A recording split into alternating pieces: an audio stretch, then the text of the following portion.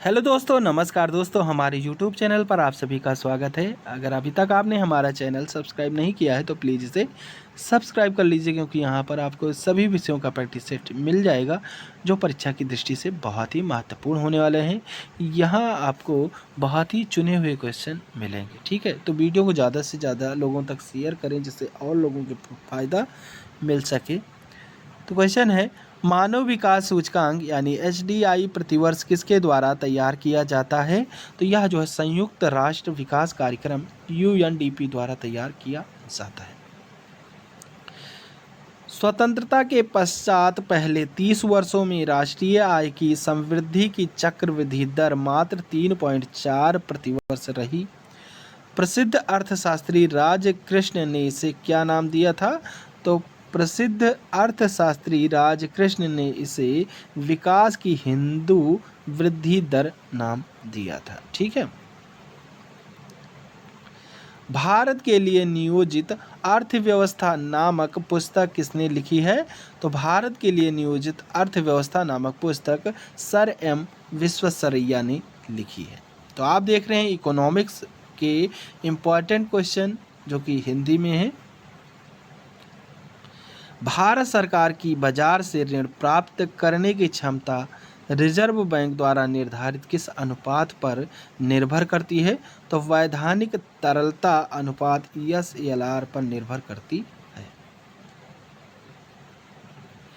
सभी व्यक्तियों को समय पर उनके लिए आवश्यक मूलभूत भोजन उपलब्ध होना खाद्य सुरक्षा को सुनिश्चित करता है। खाद्य सुरक्षा को परिभाषित करते हुए वह परिभाषा किस संस्था ने दी है? तो वह परिभाषा खाद्य एवं कृषि संगठन FAO ने दी है। किस औद्योगिक नीति प्रस्ताव को भारत का आर्थिक संविधान भी कहते हैं? तो औद्योगिक नीति 1956 को क्या कहते हैं? भारत का आर्थिक संविधान कहते हैं। किसी देश का जीवन स्तर प्रमुखता किससे जाना जाता है? तो जो जीवन स्तर है वह प्रमुखता प्रति व्यक्ति राष्ट्रीय आय से जाना जाता है। किससे जाना जाता है? प्रति व्यक्ति राष्ट्रीय आय से जाना जाता है। क्राइसिल किसका संक्षिप्त रूप है? तो क्राइसिल जो है ये इसका फुल फॉर्म हो जाएगा credit rating information services of India limited हो जाएगा, ठीक है। क्या हो जाएगा? Credit rating information services of Indian limited. तो अगर आपसे क्राइसिल का फुल फॉर्म पूछता है तो आपको ये बताना है। मॉडर्न फ्रूट्स नाम के केंद्रीय सरकार के उपक्रम को किसने खरीदा है? तो हिंदुस्तान लीवर्स ने खरीदा है। उस स्थिति को क्या कहते हैं जब ऋण पर ब्याज भुगतान के लिए भी ऋण लेने की स्थिति आ जाए? तो उस जो है स्थिति को ऋण जाल कहते हैं। क्या कहते हैं? ऋण जाल कहते हैं। भारत में केंद्र सरकार की आय के स्रोतों को संविधान की किस अनुसूची में उल्लिखित किया गया है? तो यह जो है संविधान की 7वीं अनुसूची में उल्लिखित किया गया है। भारत की संचित निधि से होने वाले व्यय और भारित व्ययों के लिए संसदीय मंजूरी किस विधेयक के माध्यम से प्राप्त की जाती है? तो यह जो है विनियोग विधेयक के माध्यम से प्राप्त की जाती है। 1955 में इंपीरियल बैंक का राष्ट्रीयकरण कर किस बैंक की स्थापना की गई थी? तो 1955 में इंपीरियल बैंक का राष्ट्रीयकरण कर स्टेट बैंक ऑफ इंडिया की स्थापना की गई थी। विनिर्मित वस्तुओं में सर्वाधिक आय किससे प्राप्त होती है? तो विनिर्मित वस्तुओं में सर्वाधिक आय जो है रत्न एवं आभूषण से प्राप्त होती है। यदि कोई राष्ट्र मशीनरी संयंत्रों, विनिर्मित वस्तुओं एवं प्रौद्योगिकी का निर्यात कर रहा हो तो वह किस श्रेणी के राष्ट्रों में आता है? तो वह जो है विकसित राष्ट्र के अंतर्गत आता है। उत्पादक व उपभोक्ता के हितों की सुरक्षा के लिए भारत सरकार ने किस प्रणाली को आरंभ किया है? तो सार्वजनिक वितरण प्रणाली को आरंभ किया है। किसने? भारत सरकार ने। ठीक है, किस लिए? उत्पादक व उपभोक्ता के हितों की सुरक्षा के लिए। ठीक। अंतर्राष्ट्रीय पुनर्निर्माण एवं विकास बैंक को किस अन्य नाम से अधिक जाना जाता है? तो विश्व बैंक, वर्ल्ड बैंक के नाम से जाना जाता है। भारत में बचत का अधिकांश भाग किस क्षेत्र से प्राप्त होता है? तो घरेलू क्षेत्र से प्राप्त होता है। भारतीय वैज्ञानिक माप विज्ञान संस्थान कहाँ स्थापित किया गया है? तो रांची, झारखंड में स्थापित किया गया। ग्रामीण विकास के लगभग सभी कार्यक्रमों को नवी पंचवर्षीय योजना में किस योजना में समाहित कर दिया गया? तो स्वर्ण जयंती ग्राम स्वरोजगार योजना में समाहित कर दिया गया था। भारत में विदेशी मुद्रा कोष पर नियंत्रण किसका है? तो रिजर्व बैंक ऑफ इंडिया का है। ठीक है, विदेशी मुद्रा कोष पर किसका नियंत्रण है? तो रिजर्व बैंक ऑफ इंडिया का नियंत्रण है। तो आप देख रहे हैं Indian economic most important question, जो कि परीक्षा की दृष्टि से बहुत ही महत्वपूर्ण है। तो बैंक दर किस नीति से संबंधित है? तो बैंक दर जो है वह मौद्रिक नीति से संबंधित है। मालेगाम समिति का गठन किस क्षेत्र से संबंधित है? तो यह जो है प्राथमिक पूंजी व्यापार से संबंधित है। पंचवर्षीय योजना का अंतिम प्रारूप स्वीकार किया गया? तो केरल में स्वीकार किया गया। आय असमानताओं में वृद्धि या कमी को किस माध्यम द्वारा आकलित किया जा सकता है? तो गिनी गुणांक एवं लॉरेंज वक्र द्वारा आकलित किया जा सकता है। कोंकण रेल परियोजना किस वर्ष आरंभ की गई थी? तो कोंकण रेल परियोजना जो है 1990 में आरंभ की गई थी। किसी एक लेखा वर्ष में देश की अर्थव्यवस्था में उत्पादित सभी अंतिम वस्तुओं व सेवाओं का बाजार कीमत पर मूल्य क्या कहलाता है? तो सकल राष्ट्रीय आय कहलाता है। पूंजी निर्माण के 3 चरण कौन कौन से हैं? तो पूंजी निर्माण के 3 चरण बचत का सृजन, बचतों का संगठन तथा वास्तविक निवेश है। ये रहे पूंजी निर्माण के 3 चरण। किसी राष्ट्र के आर्थिक स्थायित्व को किन सुनिश्चित समष्टि संकेतकों के व्यवहार द्वारा जाना जाता है? तो राजकोषीय घाटा, भुगतान शेष व मुद्रास्फीति व्यवहार द्वारा जाना जाता है। ठीक है। भारत में ग्रामीण साख सुलभ करने वाले संस्थानों की शिखर संस्था कौन सी है? तो नाबार्ड है। भारतीय आयात की सबसे बड़ी मद क्या है? तो पेट्रोलियम तेल एवं लुब्रिकेंट है। अंतर्राष्ट्रीय व्यापार का निरपेक्ष लागत लाभ सिद्धांत किसने विकसित किया था? तो एडम स्मिथ ने विकसित किया था। समृद्धि की अवस्थाएं यानी स्टेज ऑफ ग्रोथ अवधारणा किससे संबंधित है?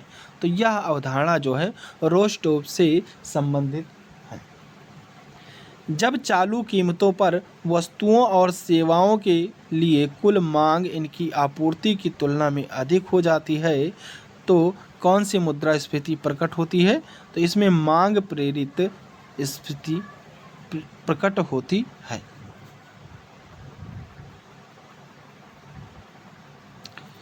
रिजर्व बैंक के निर्देशों के अंतर्गत संचालित निजी क्षेत्र का पहला बैंक कौन सा है?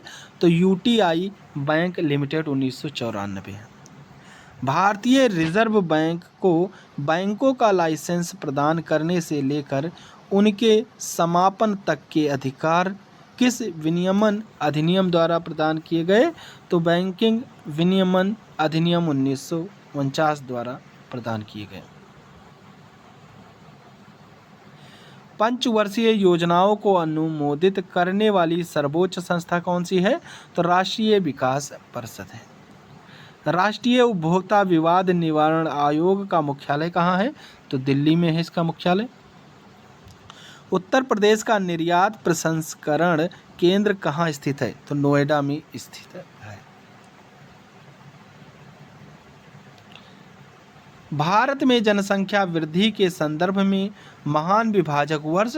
तो महान विभाजक वर्ष 1921 है। ठीक है। भारत में गरीबी के बारे में अपवाह सिद्धांत यानी ड्रेन थ्योरी संबंधित है। तो ड्रेन थ्योरी की अगर हम बात करें तो VKRV राव से संबंधित है। भारत की किस पंचवर्षीय योजना में तीव्र औद्योगिकरण पर सर्वप्रथम बल दिया गया था? तो 7वीं अनुसूची में तीव्र औद्योगिकरण पर सर्वप्रथम बल दिया गया था। ग्रामीण विकास के लगभग सभी कार्यक्रमों को नवी पंचवर्षीय योजना में किस योजना में समाहित कर दिया गया है? तो स्वर्ण जयंती ग्राम स्वरोजगार योजना में समाहित कर दिया गया है। चक्रीय बेरोजगारी से क्या तात्पर्य है? तो चक्रीय बेरोजगारी से व्यापार चक्रों के कारण उत्पन्न हुई बेरोजगारी है। भारत की अर्थव्यवस्था को सबसे अच्छे ढंग से किन शब्दों में व्यक्त किया जा सकता है? तो मिश्रित अर्थव्यवस्था से जो है व्यक्त किया जा सकता है। भारत सरकार द्वारा प्लानिंग कमीशन की स्थापना किस वर्ष की गई थी? तो 1950 में प्लानिंग कमीशन की स्थापना की गई थी। ठीक है। निर्धनता के दुष्चक्र की संकल्पना किस अर्थशास्त्री के नाम के साथ जुड़ी है? तो यह जो है रैगनर नर्क्स अर्थशास्त्री के नाम के साथ में जुड़ी हुई है। राष्ट्रीय आय के प्रदर्शन का सबसे विश्वसनीय आधार है। तो आधार जो है इसका साधन लागत पर MNP है। अमेरिकी पत्रिका फॉर्च्यून ने 40 वर्ष से कम आयु के विश्व के 40 सर्वाधिक धनवान व्यक्तियों की सूची में भारत के एकमात्र किस व्यक्ति को 8वां स्थान प्रदान किया है? तो आदित्य बिड़ला समूह के कुमार मंगलम बिड़ला को प्रदान किया है। अर्थशास्त्र का वर्ष 2002 को नोबेल पुरस्कार किसे प्रदान किया गया? तो डेनियल काहनमैन व वारनाल एल स्मिथ को संयुक्त रूप से प्रदान किया गया था। निजी क्षेत्र की कौन सी कंपनी बिक्री व शुद्ध लाभ दोनों ही दृष्टियों से देश की सबसे बड़ी कंपनी है? तो रिलायंस इंडस्ट्रीज लिमिटेड जो है यह सबसे बड़ी कंपनी है। भारतीय अर्थव्यवस्था में कौन सा क्षेत्र बचत बाहुल्य यानी सेविंग सरप्लस क्षेत्र है? तो घरेलू क्षेत्र जो है सेविंग सरप्लस क्षेत्र माना गया है। अंतर्राष्ट्रीय व्यापार में हेडगिंग का अर्थ है तो विदेशी विनिमय जोखिम से बचाव करना जो है इसका अर्थ है। भारतीय बाजारों में पीटर इंग्लैंड ब्रांड नाम से उपलब्ध है तो कमीजें जो है पीटर इंग्लैंड ब्रांड के नाम से उपलब्ध हैं। भारत में औद्योगिक रुग्णता की समस्या के समाधान का उत्तरदायित्व किस संस्था को सौंपा गया है? तो औद्योगिक एवं वित्तीय पुनः निर्माण बोर्ड BIFR को सौंपा गया है। रिजर्व बैंक द्वारा बैंकों को बेचे जाने वाले सरकारी बांडों व प्रतिभूतियों यानी पुनर्खरीद समझौते के तहत पर अदा की जाने वाली ब्याज दर को क्या कहते हैं? तो रेपो दर कहते हैं यानी रेपो रेट कहते हैं। रिसर्जेंट इंडिया ब्रांड योजना तथा इंडिया मिलेनियम डिपॉजिट योजना किस बैंक ने प्रारंभ की है? तो यह जो है स्टेट बैंक ऑफ इंडिया यानी SBI ने प्रारंभ की है। निजी क्षेत्र में स्थापित किए जाने वाले बैंक के प्रमोटरों का अंशदान किसी भी समय पर बैंक की चुकता पूंजी का न्यूनतम कितने प्रतिशत रखा गया है? तो 40% रखा गया है। महालनोबिस अथवा नेहरू महालनोबिस कूटनीति स्ट्रेटजी पर भारत की किस पंचवर्षीय योजना का प्रारूप आधारित है? तो द्वितीय पंचवर्षीय योजना पर प्रारूप आधारित है। अदृश्य बेरोजगार व्यक्तियों की सीमांत उत्पादकता प्रायः कैसी होती है? तो प्रायः यह शून्य अथवा ऋणात्मक होती है। जब सीमांत आगम शून्य होता है तो मांग की लोच कितनी होती है? तो यह जो है इकाई के बराबर होती है। दास कैपिटल के लेखक कौन है? तो दास कैपिटल के लेखक कार्ल मार्क्स हैं। कौन है? कार्ल मार्क्स हैं।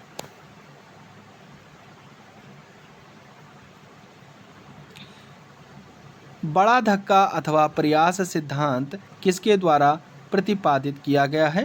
तो यह जो है रोजेस्टीन रोडान थीसिस ने प्रतिपादित किया है। संतुलित वृद्धि के सिद्धांत द डोकेराइन ऑफ बैलेंस्ड ग्रोथ का समर्थन किया? तो रोजेनस्टीन, रूडाल, रेगनर नर्क्से तथा आर्थर लुईस ने इसका समर्थन किया था। भारत की दूसरी पंचवर्षीय योजना का विकास किस रणनीति पर आधारित था? तो यह महालनोबिस रणनीति पर आधारित था। 7वीं पंचवर्षीय योजना के अंतर्गत सार्वजनिक क्षेत्र के किस क्षेत्र को सर्वोच्च वरीयता प्रदान की गई थी? तो ऊर्जा क्षेत्र को सर्वोच्च वरीयता प्रदान की गई थी। पूंजी निर्माण के 3 चरण कौन से हैं? बचत सृजन, बचतों का संगठन तथा वास्तविक निवेश है। अराबिका एवं रोबुस्टा किसकी 2 प्रमुख स्पीसीज हैं? तो यह कॉफ़ी की 2 प्रमुख स्पीसीज हैं, यानी प्रजाति हैं। तो आज के लिए बस इतना ही। अगला प्रैक्टिस सेट देखने के लिए आप हमारे चैनल को सब्सक्राइब कर बेल आइकन प्रेस कर दें, जिससे कि हमारे वीडियो डालते ही आपको नोटिफिकेशन मिल सके। तो चलिए, थैंक यू। जय हिंद, जय भारत।